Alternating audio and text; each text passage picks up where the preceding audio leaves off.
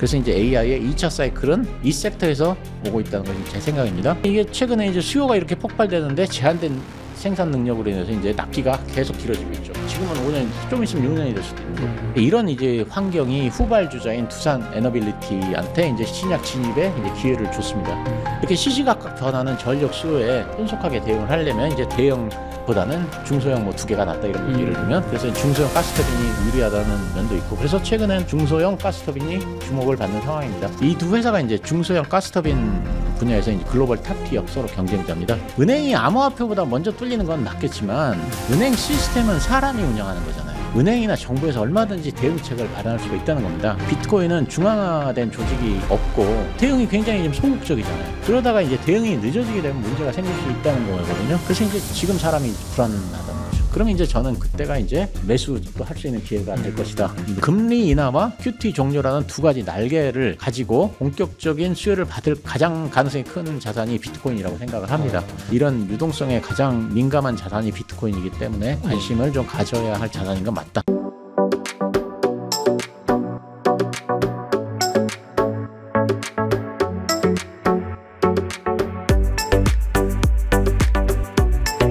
작가님, 지난 9월에 나오셨을 때 반도체를 가장 좋게 본다면서 적극 추천하셨습니다. 특히 샌디스크, 웨스턴 디지털, 키옥시아, 마지막으로 삼성전자를 적극적으로 말씀해 주셨는데요. 그 이후로 이런 주식들이 많이 올랐어요. 예, 많이 올랐어요. 샌디스크는 117%가 올랐고요.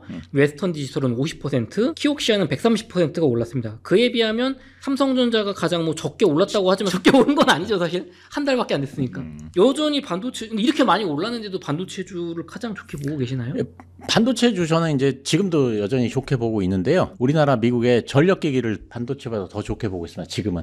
예. 우리나라의 전력기기 주식. 미국, 우리나라나 미국이나 다 전력기기. 미국이나 전력기기. 예. 왜 그러거냐 하면 지금까지 AI의 가장 큰 수혜는 엔비디아 GPU였습니다. 네. 사람들이 엔비디아 주식에 막 열광을 했고 주가도 엄청나게 상승을 했죠. 네. 빅테크들이 AI 데이터 센터를 만들기 위해서 천문학적인 그 금액을 질러가지고 GPU를 사들였고, 그러다 보니까 GPU 공급이 딸려서 GPU를 살 수 없는 현상이 됐고, 그러다 보니까 품절이 되고 공급에 비해서 수요가 넘치면서 공급 부족이 이제 드라이빙 포스가 돼가지고 주가를 막 끌어올린 거지 않습니까? 지금까지 사람들이 GPU, 엔비디아 이렇게 이제 GPU 부족에만 포커싱을 해왔어요.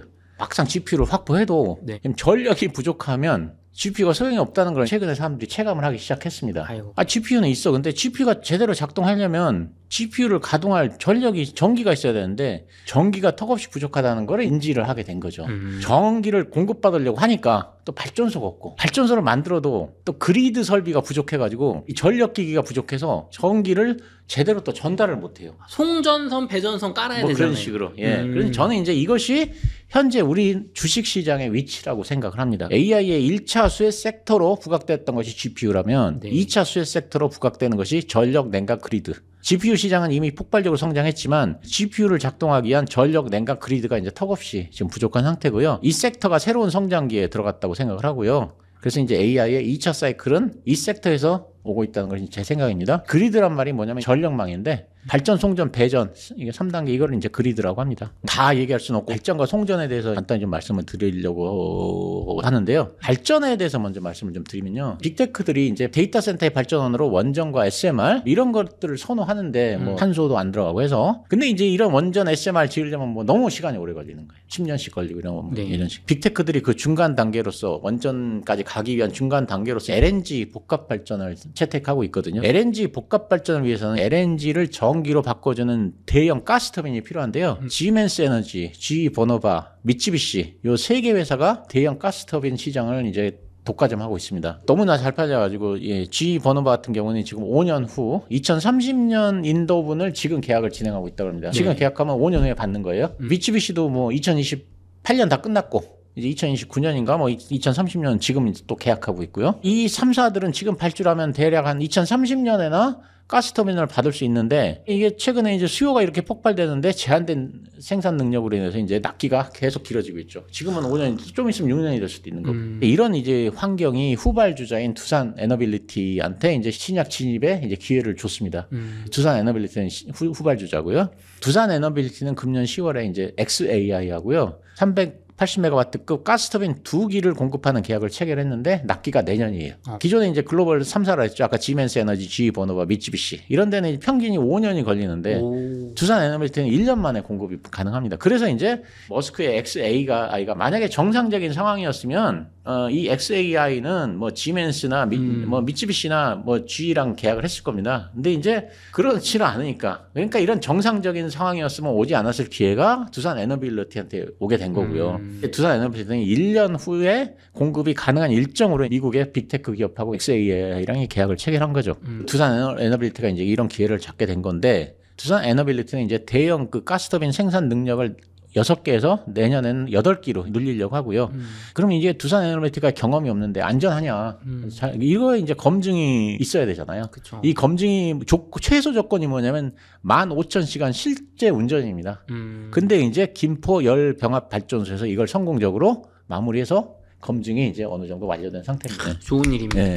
그 두산 에너빌리티는 요번에 이제 계약한 2개 외에도 여러 빅테크들하고 지금 8기 이상의 가스터빈 공급 협상을 진행하고 있습니다. 그래서 이제 금년 말이나 내년 초쯤에는 아마 추가 계약 소식이 나올 걸로 그렇게 예상하고요. 두산 에너빌리티는 사람들이 이제 무슨 원자력만 생각을 하는데 그게 아니고 이 가스터빈 이게 이제 막 두산 에너빌리티가 요게 이제 막 성장의 시작점이거든요. 가스터빈 부족 현상이 두산 에너빌리티의 멀티플을 끌어올리는 그런 요인이 될 것으로 기대를 하고요.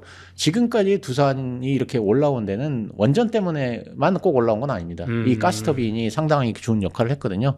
이 가스터빈 시장에 새로 진입한 두산 에너빌리티에 관심을 가져야 된다. 이렇게 말씀을 드리고요. 지금까지 말씀드린 가스터빈은 이제 대형입니다. 네. 근데 이제 대형을 사용하면 발전 단가가 낮아지니까 빅테크들이 대형을 선호해 왔습니다.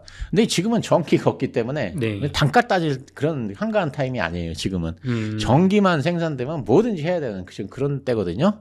중소형 가스터빈을 만드는 또 회사들도 봐야 되는데 지금은 한편에서는 또 대형보다 중소형이 더 좋다 이런 얘기들도 또 많이 나오고 있습니다. 왜냐하면 챗GPT 같은 경우에는 필요한 전력이 이렇게 들쭉날쭉한 거죠. 왜냐하면 이제 만약 제가 챗GPT한테 어려운 질문을 해서 챗GPT가 좀 생각을 많이 해야 되면 전력이 많이 사용이 되고 텍스트가 아니고 좀 그림 그려달라. 그럼 또 이제 전력이 많이 사용되고 그런 거죠. 그래서 이제 이렇게 시시각각 변하는 전력 수요에 신속하게 대응을 하려면 이제 대형보다는 중소형 뭐 2개가 낫다 이런 거죠. 예를 들면 그래서 중소형 가스터빈이 유리하다는 면도 있고 그래서 최근엔 중소형 가스터빈이 주목을 받는 상황입니다. 기본 주목받는 이유가 이제 모자라서 대형을 구할 수가 없어서 그렇긴 한데 또 중소형은 중소형 나름대로 또 메리트가 있다 이런 거거든요. 중소형 가스터빈 기업 중에서 가장 주목받는 회사가 베이커 휴즈라는 회사고요. 베이커 휴즈. 예, 그다음에 캐터필러라는 회사가 있습니다. 이 두 회사가 이제 중소형 가스터빈 분야에서 이제 글로벌 탑티어 서로 경쟁자입니다. 네, 두 회사에 대해서는 각각 좀 설명을 하자면 원래 베이커 휴즈는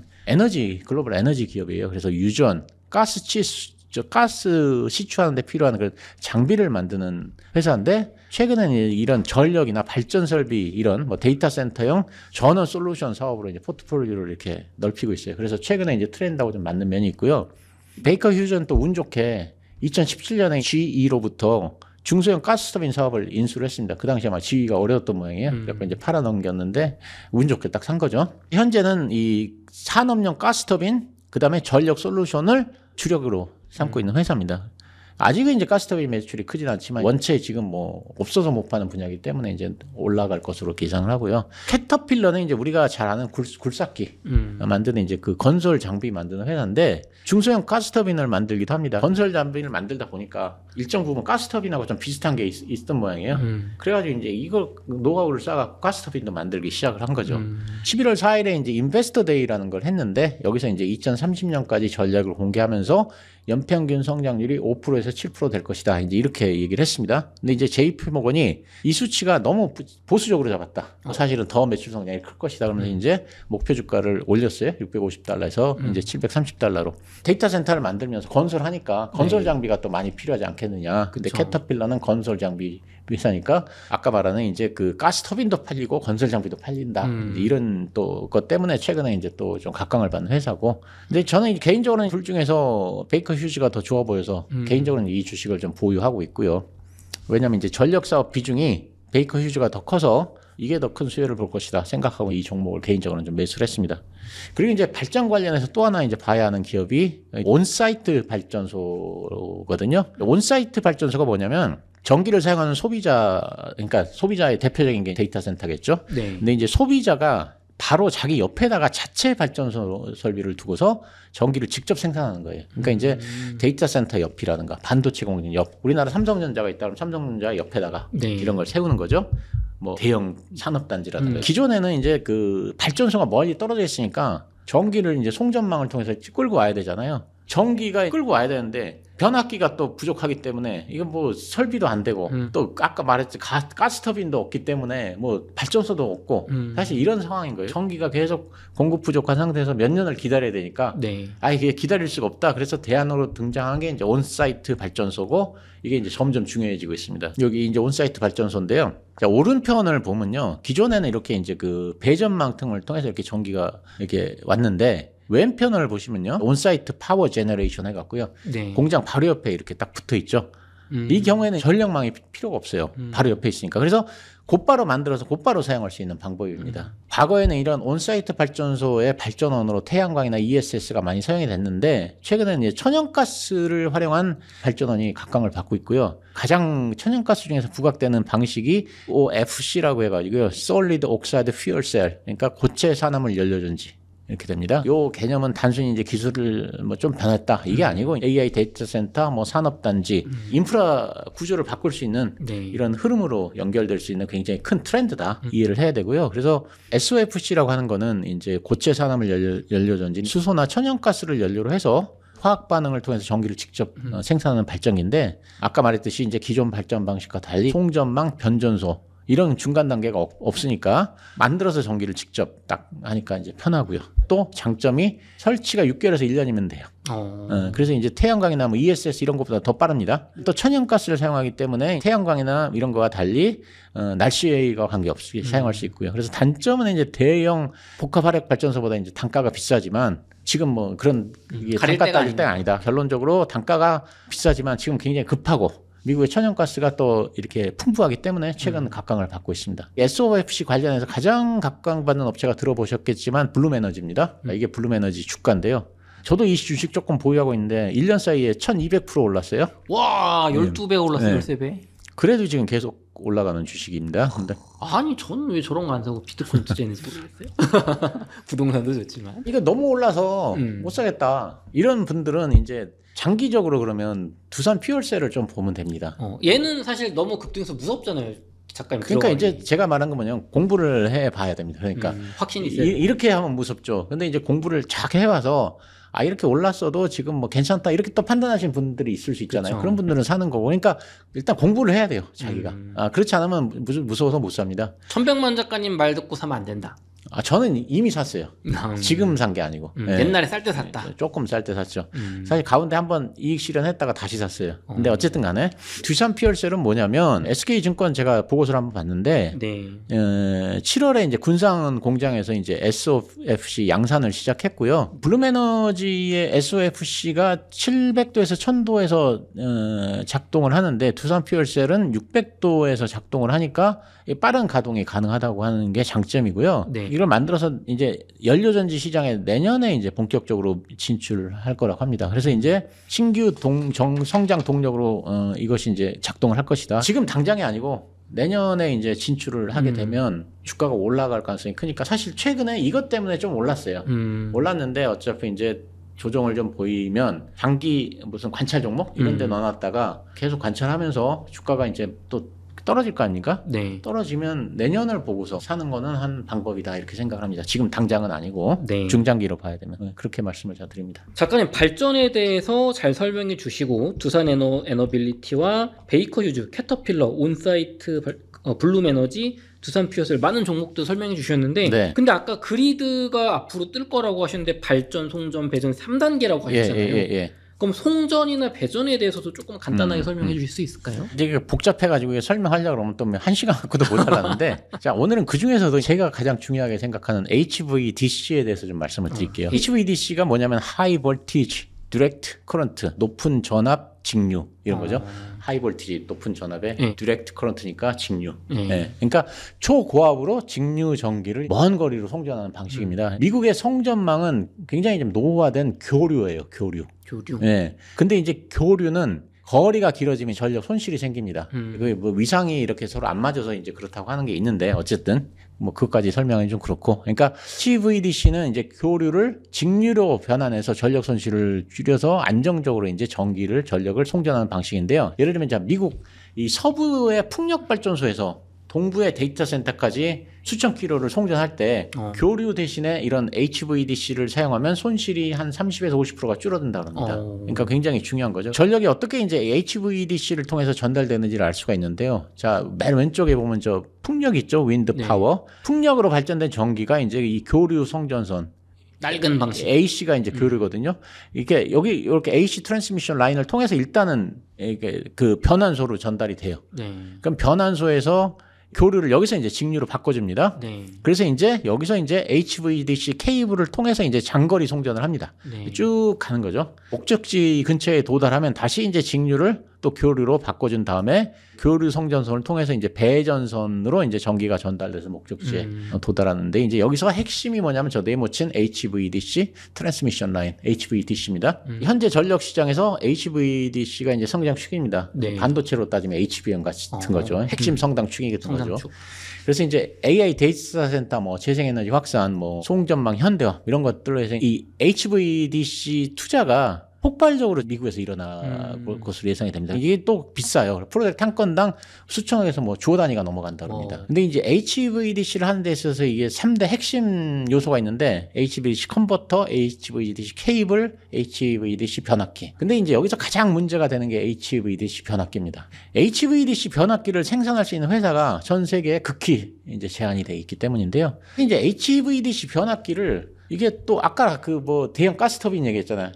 이거 같이 확보하기가 또 이제 어려운 거예요. 너무 모자라가지고. HVDC 변압기를 또 언제 확보하느냐가 이 프로젝트의 공기와 마진에 결정적인 영향을 미칩니다. 그렇다면 이제 왜 HVDC 변압기가 턱없이 이제 부족하냐 이걸 알아야 되는데 AI로 인한 이제 전력 수요가 이렇게 폭증을 하는데 HVDC용 변압기를 만들 수 있는 업체가 굉장히 한정적이거든요. HVDC용 초대형 변압기는 굉장히 만들기 어렵다 그럽니다. 뭐 저도 잘 모르지만 굉장히 만들기 어렵고 굉장히 고도화된 기술과 대형 설비가 필요해서 전 세계적으로도 이걸 만들 수 있는 업체가 몇 개 안 되는 거예요. 그 중에서 특히 1000메가볼트 암페어 요 이상을 또 만드는 게 아주 이렇게 뛰어난 기술이 있어야 되는데 이 변압기를 이상의 HVDC 변압기를 만들 수 있는 회사는 굉장히 이제 아주 소수란 얘기죠. 자, 지금 표를 보시면요. HVDC를 생산할 수 있는 역량을 가진 기업들이 많지가 않습니다. 세계적으로 뭐 한 대여섯 개 정도 되는데요. 세계 1등 기술력을 가진 회사는 이제 제일 위에 있는 이 히타치 에너지인데요.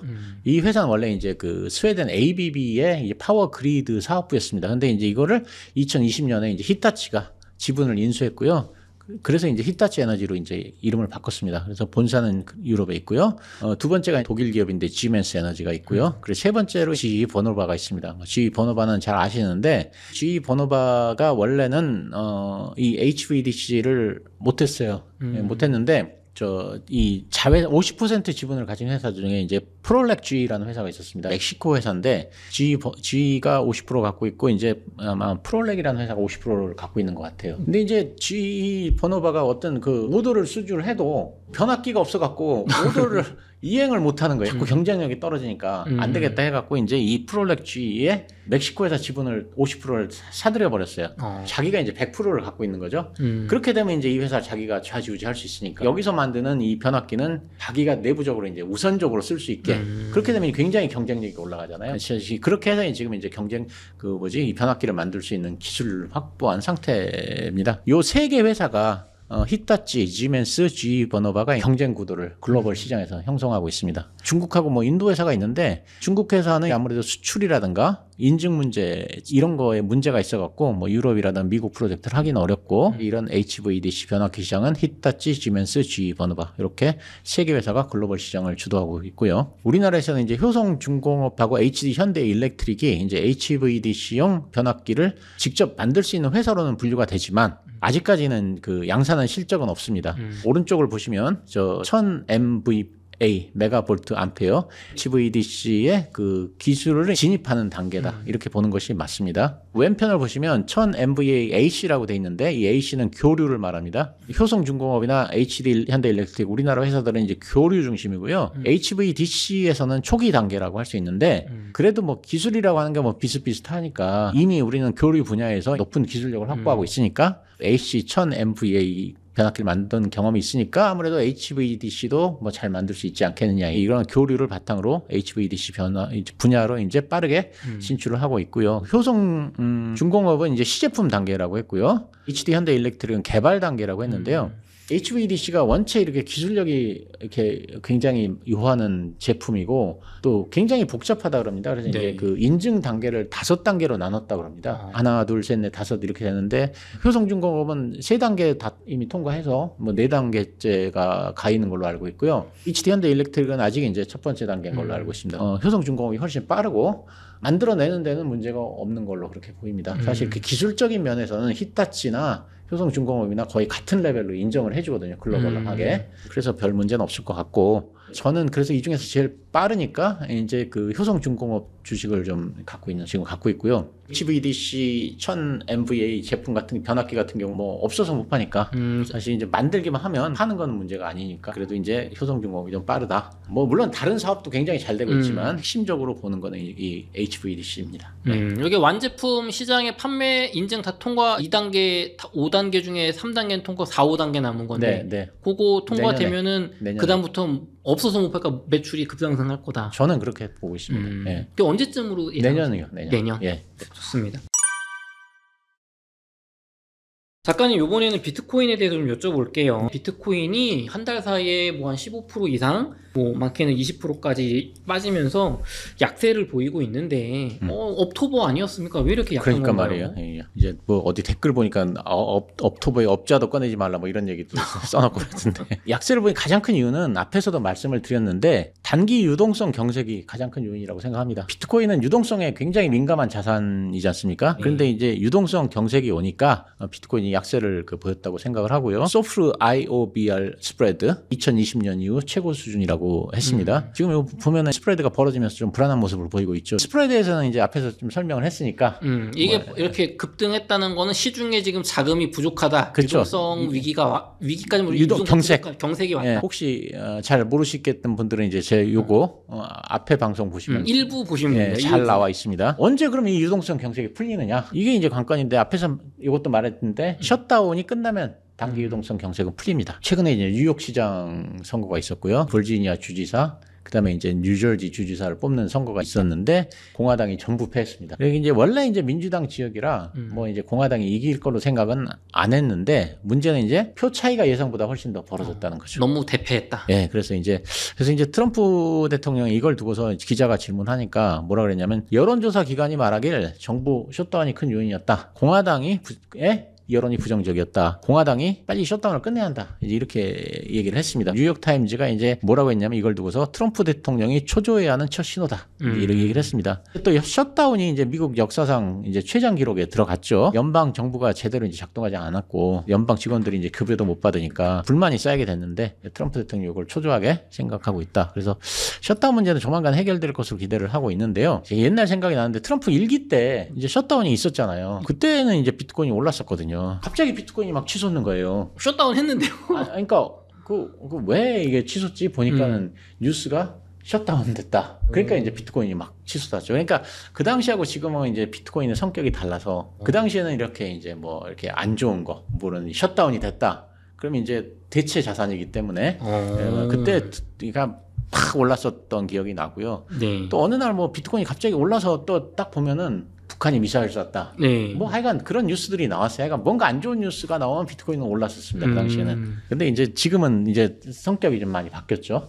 어쨌든 그냥 그 생각이 납니다. 지금은 약간 주류 자산화되면서 이제 유동성, 그러니까 좋은 뉴스에 따라 같이 올라가고 나스닥. 네, 약간 연동이 되는 돼서. 그런 거. 비트코인이 약세를 보인 두 번째 이유는 저는 이제 이게 개인적인 생각인데 양자 컴퓨터에 대한 우려감이라고 이제 생각을 하고 있습니다. 예를 들면 지금 보시는 기사가 디지털 타임즈 기사인데요. 보면 이제 보더리스 캐피탈이 양자 컴퓨터가 비트코인 보안을 10년 내에 뚫는다면서 이제 대응책에 나서야 한다 이렇게 말을 했는데요. 양자 컴퓨팅이 이제 본격화되면 POW, 그러니까 네. 작업 증명 알고리즘이 무력화가 된다는 겁니다. 암호화폐 보안 전문가인 요 기사에 의하면 찰스 에드워드라는 사람이 비트코인이 내년까지 양자 컴퓨팅 문제를 해결하지 않으면 금이 영원히 비트코인을 앞설 것이다. 이제 이렇게 얘기했고요. 긴급한 대응이 필요하다 이렇게 얘기를 했습니다. 여기 보면 10년 내에 뚫는다 그랬는데 제가 보기엔 10년이면 너무 길게 잡은 것 같아요. 요즘 양자 기술이 보면 하루가 다르게 막 발전하기 때문에 뭐 5년이면 비트코인 뭐 뚫을 수 있을지도 모르겠습니다. 근데 문제는 비트코인이나 이더리움 뭐 이런 그 측에서 아직 대응책을 마련을 안 하고 있다는 거죠. 그래서 저는 이게 이제 불안을 그런 키우는 요인이 되고 있고 많이 가지고 있는 고래들이라든가 뭐 좀 새끼 고래 뭐 이런 사람들이 이제 매도에 나선다 이렇게 생각을 합니다. 근데 양자 컴퓨팅만 얘기만 하면 항상 등장하는 그 논리가 있습니다. 비트코인이 은행이 먼저 뚫린다. 그렇죠. 아니 뭐 은행 먼저 뚫지 않겠냐. 그리고 거기가 더 사람이 뭔가 그 해킹 요소가 많지 않냐. 저는 뭐 이런 말 좀 안 했으면 좋겠어요.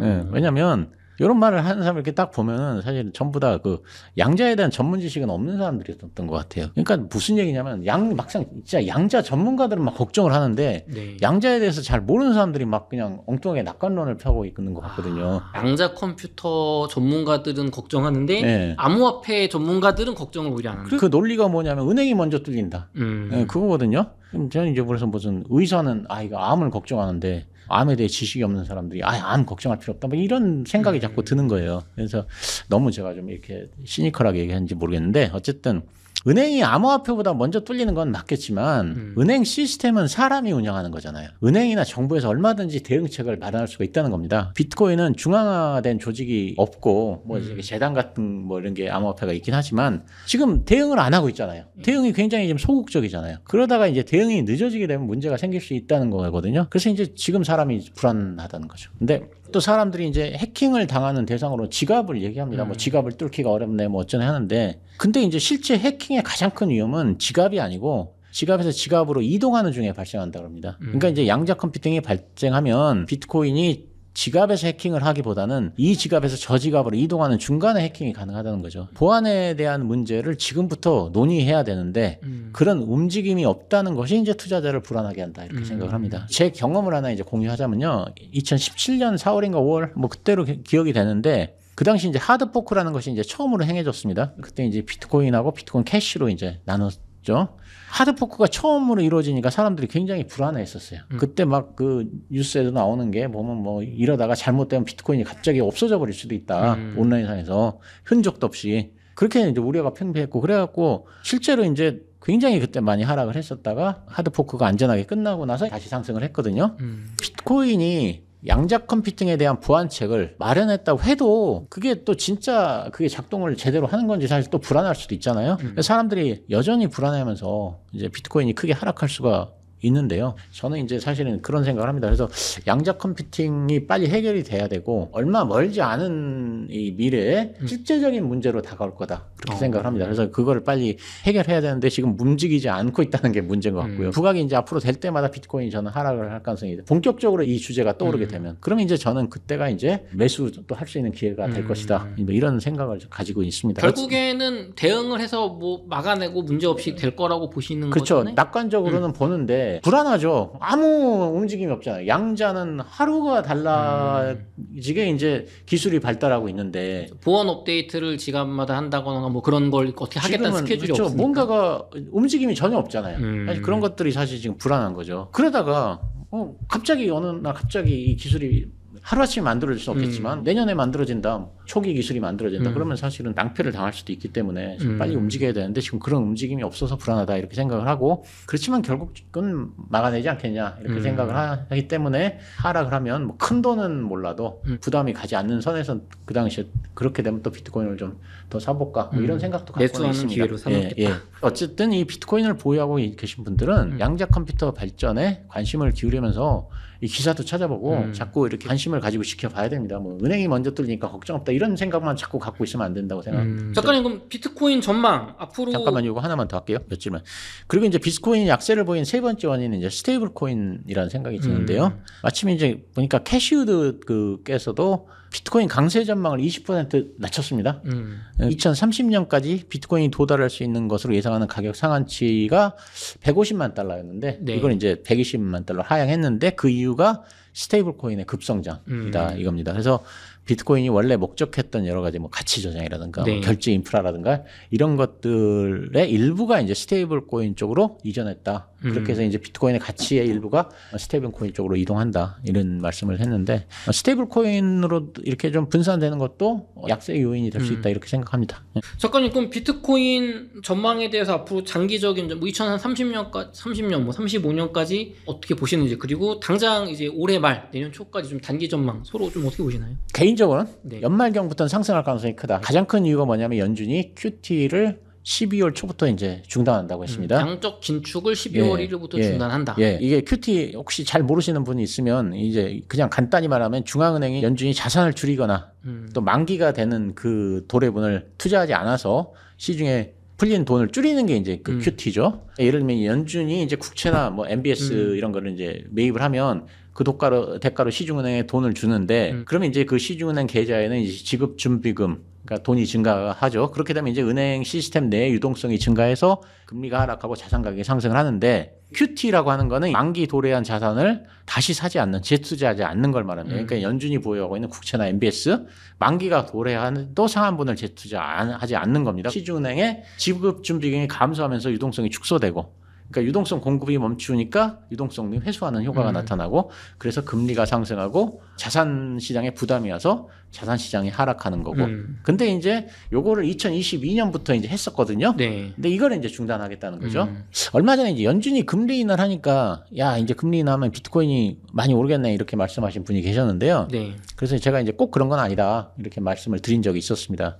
왜냐하면 연준이 이제 금리는 인하하지만 그 당시에는 이제 QT를 중단한다 이런 얘기는 없었어요. 그러니까 이제 금리는 인하했지만 돈은 풀지 않는다는 얘기잖아요. 네. 그러니까 금리는 내렸지만 QT는 완전히 중단하지 않았기 때문에 시중에 유동성이 크게 늘어나지 않은 상황입니다. 통화 정책의 두 축이라고 하면은 금리 정책하고 대차 대조표 정책이 있는데 이 중에서 하나만 한 거였죠. 우리가 알아야 되는 게 금리 인하는 유동성 확대가 아닙니다. 금리를 인하하더라도 연준이 계속 QT를 하고 있으면 은행 준비금, 뭐 시장 유동성 자체는 줄어들거나 정체가 되게 되죠. 이 경우에는 금리를 인하해도 제한적인 경기 부양 효과밖에 안 나타납니다.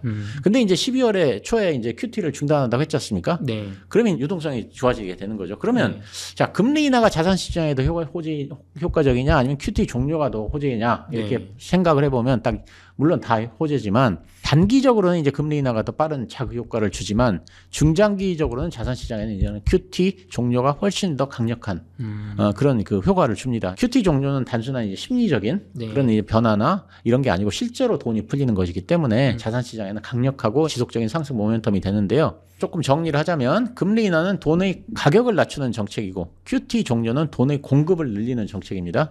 자산 시장에 진짜 불을 붙이는 건 이 두 가지가 동시에 실현될 때입니다. 12월에 QT가 종료되면 이 효과가 내년 초부터는 나타나서 유동성 장세가 오지 않을까 이런 생각을 하는데 금리 인하와 QT 종료라는 두 가지 날개를 가지고 본격적인 수요를 받을 가장 가능성이 큰 자산이 비트코인이라고 생각을 합니다. 팬데믹 당시에 금리를 내리고 QT를 했을 때 400만 원 하던 게 8천만 원까지 20배가 올랐었거든요. 와. 이게 물론 이제 지금은 시가총액이 커진 그렇게는 어렵겠지만 그 당시만큼 뭐 양적 완화를 하는 건 아니니까. 근데 어쨌든 간에 이런 유동성에 가장 민감한 자산이 비트코인이기 때문에 관심을 좀 가져야 할 자산인 건 맞다 이렇게 생각합니다. 이번에는 금도 잠깐 여쭤볼게요. 요즘 금값이 좀 주춤해요. 지난달에 촬영했을 때가 고점이었던 것 같고. 그러니까 말입니다. 그렇죠. 근데 작가님은 전망에 대해서 그 이제 월가는 그렇게 보는데 작가님 추천하시진 않았어요. 금 매수를 제 기억에. 그렇죠? 단순히 전망을 얘기를 하셨던 건데 아니 월가에서 뭐 앞으로 계속 오른다고 했는데 뭐 그러니까 왜 이런 거예요? 조정기 진입한 거예요?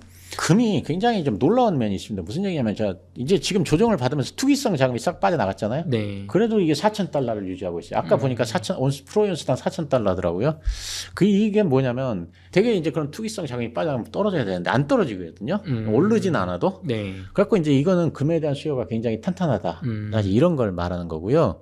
근데 이제 금에 대해서는 사실 이제 제가 뭐 오른다 내린다 전망을 할 그런 만큼의 지식은 없기 때문에 이제 글로벌 IB들이 말하는 거를 이제 좀 많이 참조를 하는데 네. JP 모건에서도 이제 지금은 조정기다 이렇게 얘기를 하더라고요. 일시적 정체 구간에 진입했다. 그러니까 왜 그러냐? 옵션 시장에서 거래량이 둔화하고 있답니다. 이거는 뭐냐면 투자자들이 관망세를 보이고 있다.